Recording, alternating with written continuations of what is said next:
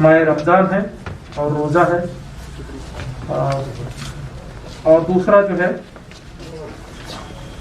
कि ये Covid related press briefing है, तो अपेक्षा है आपके से कि कोविड रिलेटेड ही क्वेश्चन पूछे। दूसरे डेफिनेटली आपके मन में अदर बाकी पब्लिक ग्रीवेंसेस भी आपके इसमें होगी, लेकिन कहीं वो दूसरे फोरम पर अरेंज कर सकते हैं।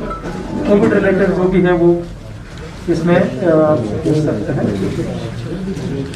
तीसरा जो है, जैसे कि मैक्सिमम लोगों के मन में यह है कि कोई लॉकडाउन तो लगने नहीं जा रहा है।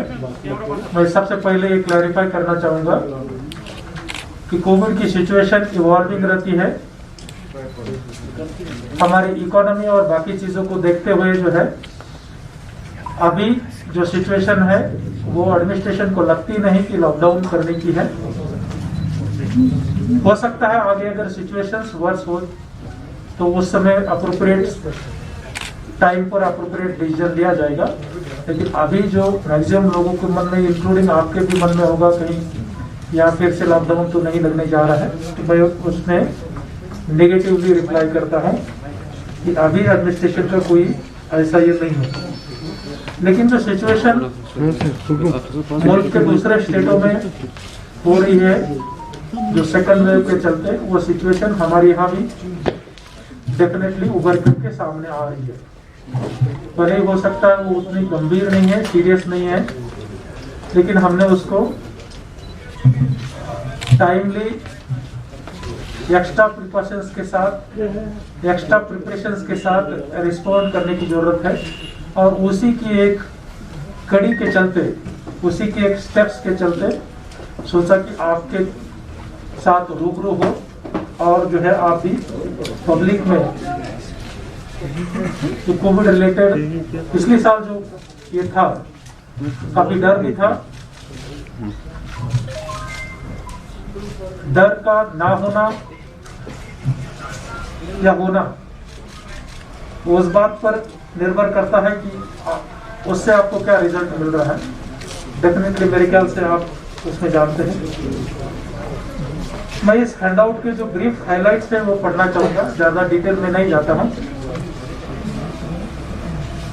बेसिकली कोविड जो है 3 स्टेजेस से ब्रॉडली कोविड की सिचुएशन गई है। पहला स्टेज था पिछले साल जब हमने कुछ ना देखते हुए लॉकडाउन किया। फर्स्ट टाइम फॉरमोस्ट इम्पोर्टेंट चीज थी जान को बचाना। लॉकडाउन के अलग अलग फेजेस हुए। एक पर्टिकुलर स्टेज आया जब हमें कोविड के बारे में सफिशिएंट जानकारी हुई, उससे रिलेटेड प्रोटोकॉल इवॉल्व हुआ।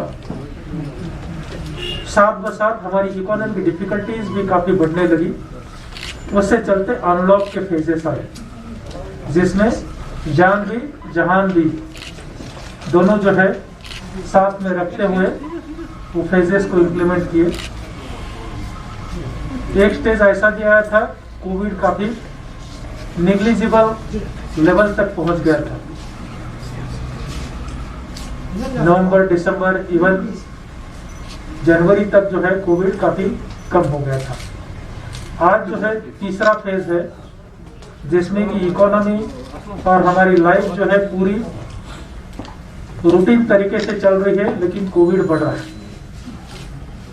थर्ड फेज जो है कोविड मैनेजमेंट रिलेटेड जो थर्ड फेज है जिसमें हम अभी है सेकंड वेव, लेकिन उसके मैनेजमेंट रिलेटेड जो प्रोटोकॉल है उसमें तीसरे टाइप का ये फेज है जिसमें हमें कोविड के बारे में जानकारी तो है, भले ही हो सकता है म्यूटेंट वायरस के बारे में उतनी ना हो, लेकिन कोविड में क्या प्रिकॉशंस लेने चाहिए, किस किस्म का इंफ्रास्ट्रक्चर लगता है, वो जानकारी तो हमारे पास अवेलेबल है। पब्लिक के पास भी जानकारी की कमी नहीं है, अवेयरनेस काफी है, लेकिन थोड़ा सा केयरलेसनेस डेफिनेटली है और वो दूर होना, टाइमली दूर होना बहुत जरूरी है। सिचुएशन और वर्स होने के पहले ही, चाहे एडमिनिस्ट्रेशन में है, इवन पब्लिक में है, कॉमन मासेस में है, कोविड रिलेटेड कोई केयरलेसनेस नहीं होना चाहिए। दूसरे स्टेट्स किस हालात से गुजर रहे हैं, उससे चलते हमने सुधरने की जरूरत है।